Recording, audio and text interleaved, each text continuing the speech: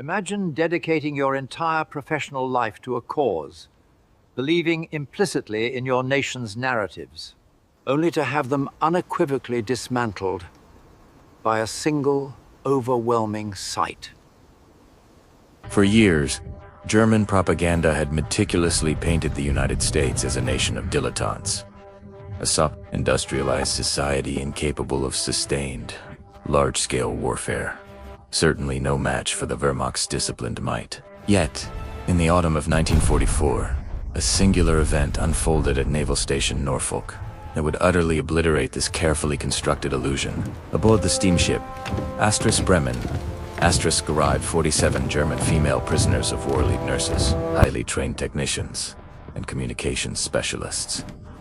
These were not ordinary captives. They were crucial cogs in the German war machine, and their indoctrination against American power was absolute. What they were about to witness wasn't just a prison camp. It was a revelation, poised to fundamentally redraw their understanding of the global conflict. Among these prisoners was Ingrid Weber, a 28-year-old signals officer from Berlin, whose expertise was instrumental in coordinating communications for an entire Wehrmacht division. She had navigated the immense Soviet war machine, witnessed the relentless resilience of the British during the Blitz, and was intimately familiar with the desperate, improvised efficiency of a nation fighting on multiple fronts. Her professional acumen was unquestionable, yet the entirety of her considerable military background, every strategic briefing and intelligence report she had ever processed, could not have prepared her for the sheer industrial shockwave that greeted her upon American soil. As the Bremen's cargo holds opened, allowing the glaring September sun to flood in, Ingrid's first view of Naval Station Norfolk wasn't just a naval base. It was an industrial titan, a war machine of such overwhelming scope it instantly confounded every perception she held about American capabilities, leaving her in a state of stunned incredulity. What Ingrid saw was a panorama stretching beyond the horizon, mile after mile of active shipyards, a continuous ribbon of steel and human endeavor. Ships of every class, from nimble destroyers to gargantuan aircraft carriers, and the ubiquitous Liberty ships that formed the lifeline of the Allied war effort-lined the waterfront, not in dozens, but in hundreds, each in various stages of construction and readiness. A signals officer trained to count and categorize enemy assets. The monumental scale utterly overwhelmed her analytical capabilities, rendering German intelligence estimates on American production capacity not just incorrect, but laughably, tragically underestimated. The escort detail, led by Captain Robert Hayes, a seasoned naval officer, understood the profound psychological impact this visual evidence would have. His directives were clear. Professional respect, yes, but also an undeniable demonstration of the immense, undeniable might of American military power. This pivotal moment marked the beginning of a profound re-education, not just for Ingrid, but for the very fabric of German strategic thinking. If you're intrigued by how propaganda crumbles in the face of truth, smash that like button and share your thoughts in the comments below. Let's delve deeper into this extraordinary journey of discovery. The convoy awaiting the prisoners was, in itself, a profound revelation. These were brand new vehicles, gleaming with fresh paint, their mechanical components immaculate, a stark contrast to the makeshift, constantly repaired equipment she had grown accustomed to during the Wehrmacht's final months. As she was assisted into the rear of a transport truck, Ingrid observed that the uniforms, equipment, and general demeanor of the American soldiers conveyed an impression of limitless abundance, a stark departure from the scarcity that had afflicted the German army for the preceding 2 years. The subsequent 30-mile journey to the processing facility further immersed Ingrid in an industrial landscape that fundamentally altered her perception of American war production capabilities. Through the truck's canvas cover, she glimpsed immense factory complexes, dwarfing anything she had ever encountered in Germany's rural valleys. Chimneys rose like a dense forest on the horizon, and the continuous roar of machinery, operating ceaselessly day and night, signaled an unprecedented 24-hour production. Cycler concept German planners had dismissed as mere Allied propaganda. Lieutenant Sarah Mittel, an Army intelligence officer fluent in German, was tasked with meticulously observing the German women's reactions during transit. She noted with professional interest how their expressions transitioned from initial skepticism to profound confusion, ultimately settling into a palpable sense of dismay. Mitchell's linguistic fluency allowed her to overhear their hushed whispers, which clearly betrayed a growing apprehension regarding the implications of what they were witnessing. "This is simply inconceivable," Ingrid murmured to a fellow prisoner. Oberfeldwebel Anna Kruger, a radar technician, instrumental in designing Germany's air defense systems. "If this level of production is genuine, then everything we were told about American industrial capacity was utterly fallacious." Anna nodded grimly, her technical background enabling her to critically evaluate the significance of the manufacturing facilities they traversed. The processing facility itself delivered another profound shock to Ingrid's expectations. It was immaculately clean, meticulously organized, outfitted with modern machinery, and abundantly supplied. It operated with an efficiency that spoke of inexhaustible resources, a stark contrast to the desperate improvisations that had characterized German logistics in recent months. American personnel moved with an effortless confidence, seemingly never doubting the functionality of their equipment, the timely arrival of their supplies, or the reliable operation of their support systems. During preliminary medical examinations, Dr. Elizabeth Crawford, a civilian physician employed by the military, observed the prisoner's physical condition with growing concern. The women exhibited distinct signs of malnutrition and exhaustion, symptoms indicative of more than just the rigors of capture and transport. Their patched uniforms, worn equipment, and overall appearance suggested an army that had endured severe material shortages for many months. Captain Hayes conducted initial interviews with professional courtesy, yet he discerned that the prisoners were contending with more than merely a change of environment. Ingrid, selected as the group's unofficial spokesperson due to her rank and English proficiency, answered questions with mechanical precision, her eyes incessantly scanning the facility, registering details that clearly unsettled her regarding her homeland's strategic predicament. The pivotal revelation that truly began to reshape Ingrid's worldview occurred during a routine processing procedure. She was granted permission to use the facility's telephone to contact the International Red Cross, informing them of her prisoner of war status.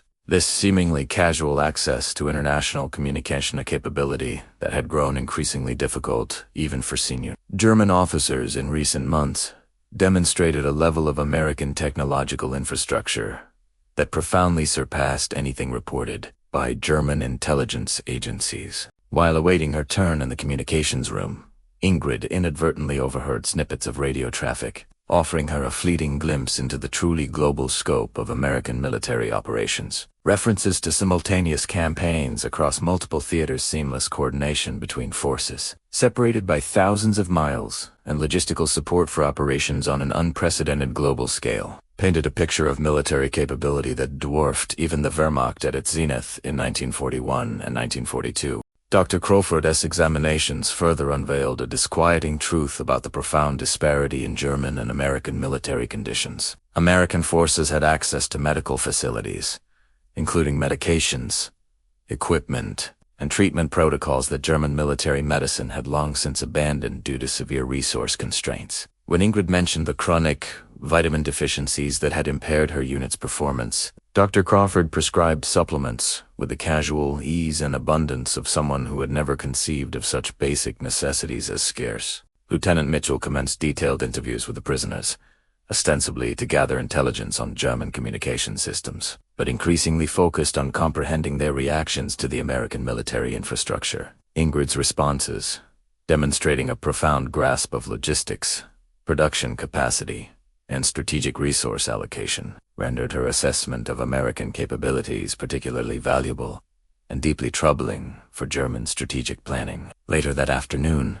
another shock awaited the prisoners as they were escorted to their living quarters. The barracks were immaculately clean, heated, and equipped with amenities that far surpassed the field conditions of many German officers in the war's final year. Hot water, electric lights, and an ample supply of food underscored an industrial base capable of sustaining its military with outright luxury, rather than merely the bare essentials for survival. Captain Hayes observed Ingrid's growing awareness with a mix of professional satisfaction and personal sympathy. Her military bearing remained impeccable, yet her confidence in German strategic assessments was shaken by the empirical evidence of American capability she had witnessed in a single day. The woman who had disembarked the transport ship with the rigid posture of a loyal Nazi officer was beginning to confront the possibility that everything she had believed about the war's probable outcome might be fundamentally erroneous. That evening, as Ingrid sat in the mess hall consuming her first American military meal, she found herself undertaking an involuntary strategic assessment that filled her with profound dread. The quality and quantity of food provided to prisoners far exceeded what had been available to German combat units in recent months. If the United States could sustain its enemies better than Germany could provision its own fighting men, the implications for the war's ultimate outcome were inevitable and terrifying. Other German prisoners grappled with similar cognitive dissonance as they adjusted to their new environment. Anna Kruger, whose expertise in radar technology had instilled confidence in German defensive capabilities, discovered that the American military possessed detection equipment that rendered German countermeasures obsolete. Casual mentions by American personnel of advanced radar systems revealed technological advantages that German engineers had failed to achieve after years of intensive research. Dr. Crawford's evening rounds provided further evidence of the immense resource disparity between the opposing sides. Medications no longer available to German military units were routinely dispensed to maintain the prisoners' health. Medical equipment that German hospitals were forced to improvise or abandon was used casually for routine examinations. This stark contrast underscored the industrial and scientific advantages enjoyed by the American military over the German forces. Lieutenant Mitchell's debriefing sessions with individual prisoners revealed the significant psychological toll of their exposure to American military capabilities. Ingrid, despite her training to resist interrogation, found herself voluntarily offering information, not out of duress or manipulation, but because her professional assessment of the strategic situation led her to believe that continued German resistance was ultimately futile and would only result in unnecessary casualties.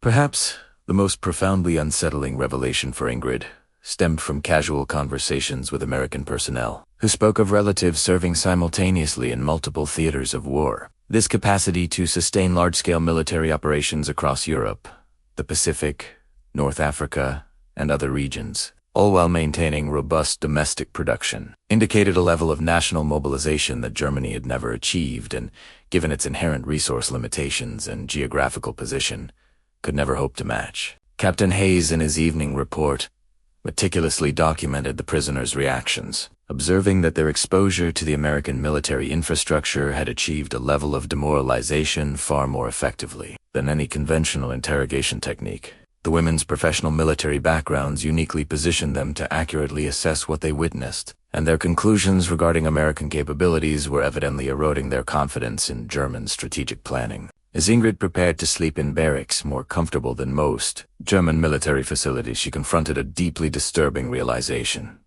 Her nation's leadership had either been catastrophically misinformed about American capabilities or had deliberately misled its own military into misunderstanding the true balance of power in the conflict. Both possibilities raised unsettling questions about the competence and integrity of the regime to which she had sworn allegiance. The following morning, at a routine prisoner briefing, Ingrid encountered what was, arguably, the most astonishing evidence of American military superiority thus far. She was brought to the base's aircraft maintenance facilities, where she witnessed firsthand the sheer scale of American air power, which effectively rendered the Luftwaffe's remaining strength almost insignificant. Hundreds of aircraft, in various stages of maintenance and readiness, crowded countless hangars, a number that alone exceeded the entire operational combat aircraft. The dwindling German Air Force, Technical Sergeant Michael O'Brien, the maintenance supervisor, presided over the briefing, speaking casually of aircraft production figures that dwarfed Germany's entire wartime output. His matter-of-fact discussion of replacement schedules, spare parts, availability, and robust pilot training programs revealed an aviation infrastructure capable of sustaining losses indefinitely while continuously expanding its operational capacity. For Ingrid, whose communications work had often involved coordinating with Luftwaffe units struggling with chronic fuel shortages and equipment failures, the contrast was utterly overwhelming. This profound psychological impact was not confined to Ingrid but permeated all German prisoners as they witnessed various facets of American military operations. Women who had once been confident in German technological superiority discovered that the American military possessed radar, communications, and weapon systems that unequivocally surpassed any equipment in German service. The pervasive, casual abundance, evident in every aspect of American military life, stood in stark opposition to the desperate scarcity they had confronted in the Wehrmacht's final campaigns. Dr. Crawford's medical examinations unveiled yet another layer of disparity between German and American military capabilities. The prisoners' medical histories documented chronic health issues stemming from inadequate nutrition, deficient medical care, and harsh living conditions endured during their service in the German military. In stark contrast, the health standards maintained by American military personnel reflected their unfettered access to medical resources, proper nutrition, and preventative healthcare privileges. The German army had long forsaken due to severe resource limitations. Lieutenant Michelle's intelligence-gathering sessions gradually shifted focus, no longer solely extracting information but rather aiming to comprehend the strategic implications of the prisoners' assessments.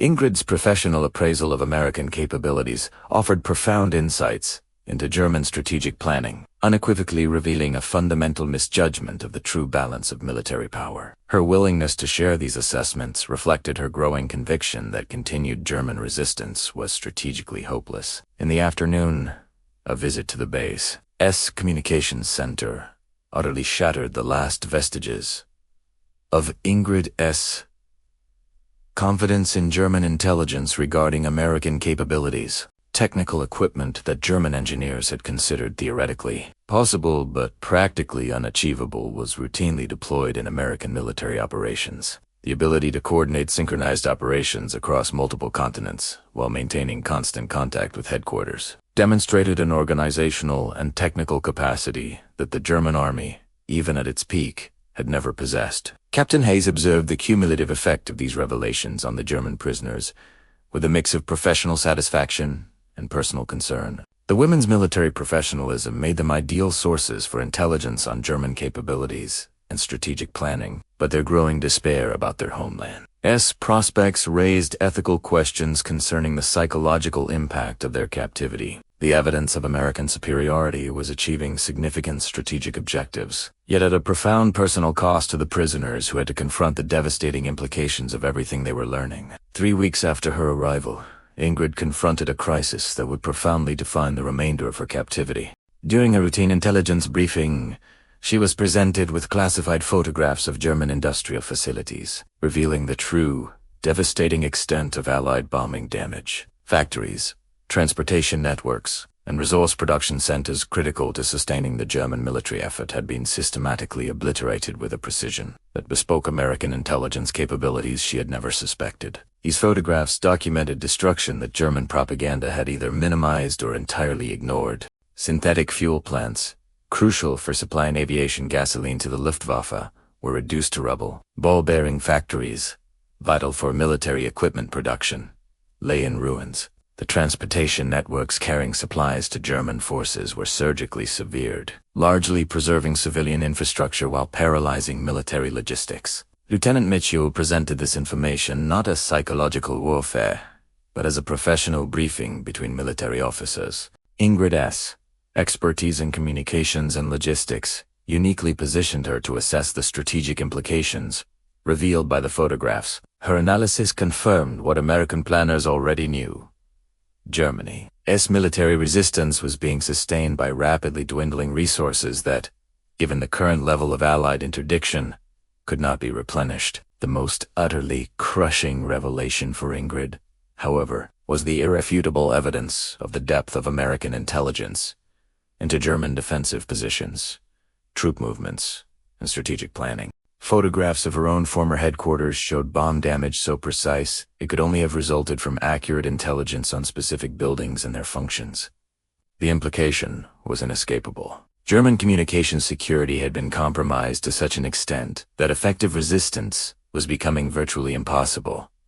Dr. Crawford meticulously documented the profound psychological impact of these revelations on all the German prisoners. As the women confronted evidence suggesting that their sacrifices and service had been rendered meaningless by strategic misjudgments and intelligence failures, far beyond their control, their depression scores soared. Their professional competence, which had once defined their military careers, now became a source of profound anguish as they fully grasped how thoroughly their leaders had miscalculated the strategic situation. Captain Hayes grappled with the ethical dilemma of leveraging the prisoners' expertise at the expense of their emotional well-being. The intelligence they provided was undeniably crucial for American strategic planning, but the extraction process inherently compelled them to confront the futility of their homeland's continued resistance. Military necessity demanded maximum information gathering, yet humanitarian concerns placed clear limits on psychological pressure that did not serve a distinct operational purpose. A turning point emerged, however, when Ingrid requested permission to write to the German High Command, detailing her unvarnished assessment of American military capabilities. Captain Hayes faced an unprecedented decision. Allowing a prisoner of war to convey strategic intelligence to enemy forces unequivocally violated all established protocols. Yet Ingrid's proposition held the potential to achieve far more than continued incarceration. Her professional credibility among German planners offered the potential to influence strategic decision-making, thereby saving lives on both sides. Military intelligence officials debated the proposal fiercely, reflecting its truly unprecedented nature. Some argued that providing the German military with an accurate assessment of American capabilities would only enhance their defensive preparedness. Others countered that such realistic intelligence might persuade the German leadership to consider negotiated surrender rather than continued hopeless resistance, which would inevitably result in thousands of additional casualties. From a humanitarian perspective, Dr. Crawford strongly advocated for Ingrid's proposal. The psychological toll exacted by forced silence regarding information that could potentially influence the war, as duration was devastating the prisoners' mental health. Allowing them to contribute to a potential peace initiative might offer significant therapeutic benefits, while serving a broader strategic goal beyond immediate tactical considerations.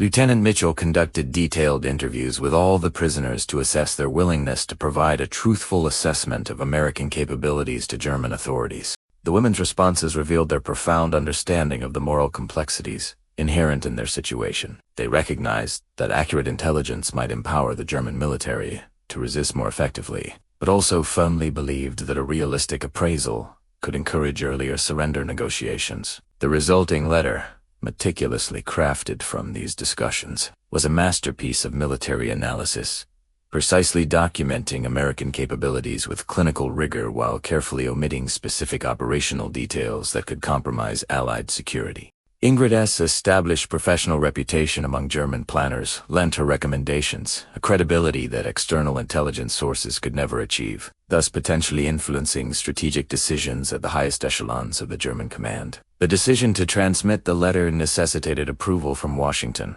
sparking intense debate among policymakers who had never encountered a comparable situation. The unprecedented nature of allowing prisoners of war to convey strategic assessments to their own forces challenged fundamental assumptions about POW management, yet potentially served broader objectives related to accelerating the conflict's end and reducing casualties. When approval finally arrived, it came with conditions reflecting the mission's inherent complexities. The letter would be transmitted through international Red Cross channels to ensure its authenticity and circumvent any suspicion of American propaganda. German reactions would be meticulously monitored to assess the impact of realistic intelligence on strategic planning and potential peace initiatives.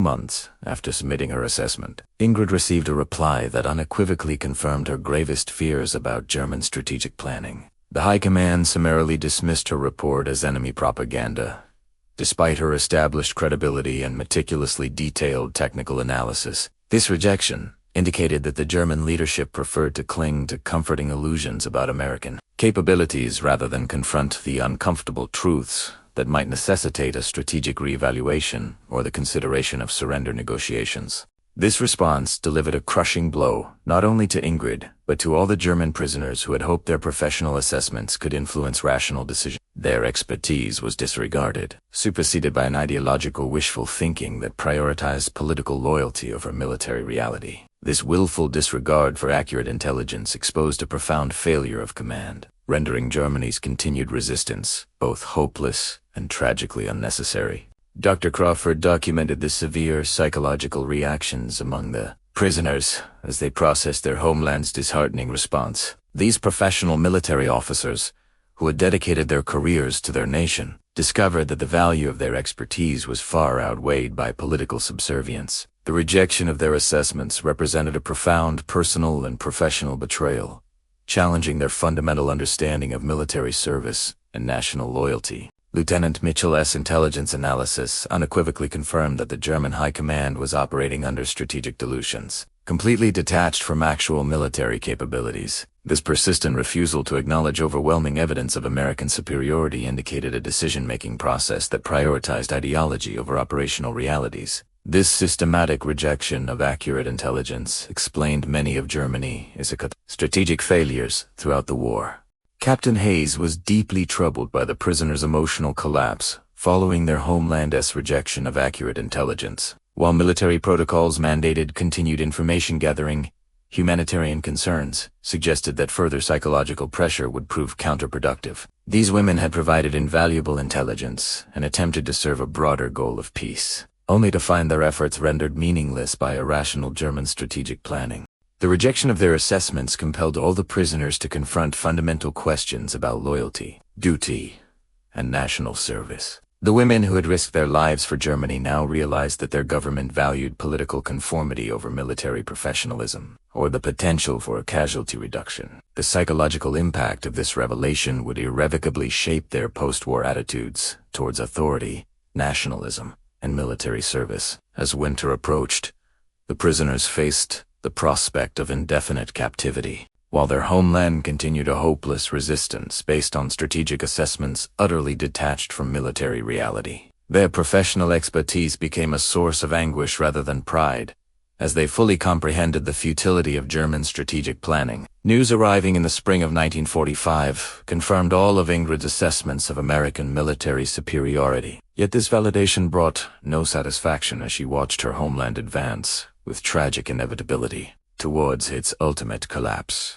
The effortless Allied crossing of the Rhine signaled the complete obsolescence of German defensive capabilities, while American production continued to expand even as victory became assured. The stark contrast between American abundance and German desperation had become so extreme that continued resistance amounted to a tragic act of suicide rather than a viable strategy. The war's conclusion was strikingly swift, unequivocally validating everything the prisoners had learned about American capabilities during their captivity. Germany's military surrender was not the result of a valiant last stand or a negotiated settlement, but rather because continued resistance had become logistically impossible. The industrial infrastructure supporting military operations had been systematically dismantled with a precision that demonstrated American technological advantages German planners had previously deemed unimaginable.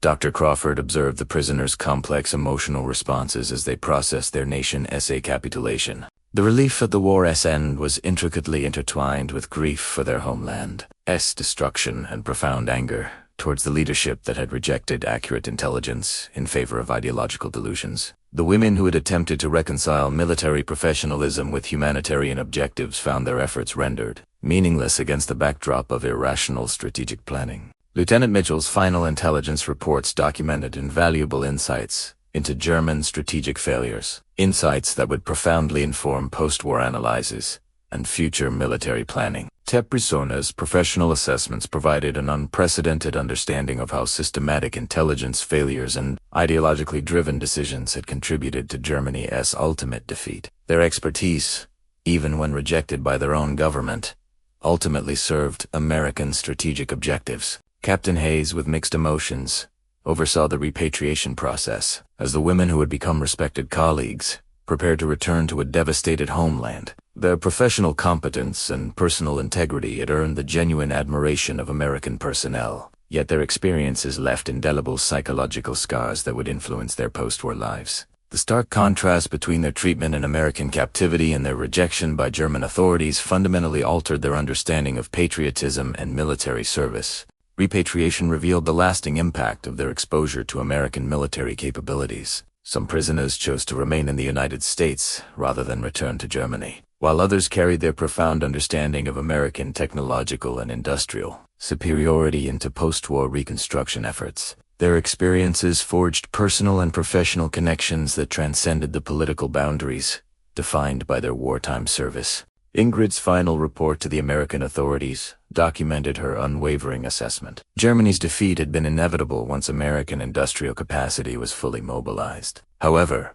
had German leadership been willing to acknowledge military realities rather than cling to ideological fantasies, accurate intelligence of American capabilities could demonstrably have shortened the war and significantly reduced casualties. Years later, Ingrid reflected on her captivity as a profoundly transformative experience that revealed fundamental truths about military professionalism, national loyalty, and the intricate relationship between political ideology and strategic reality. Her exposure to American military capabilities utterly shattered illusions of German technological superiority while powerfully demonstrating the decisive importance of industrial capacity and resource allocation in modern warfare. The experience taught her that professional competence was ultimately inconsequential without rational leadership willing to acknowledge uncomfortable truths. The friendships she forged with American personnel during her captivity profoundly influenced her post-war career, as she collaborated extensively with occupation authorities to rebuild German infrastructure and institutions. Her in-depth understanding of American organizational methods and technical prowess made her invaluable to reconstruction efforts, and the respectful treatment she received during captivity profoundly shaped her attitudes towards international cooperation and democratic governance.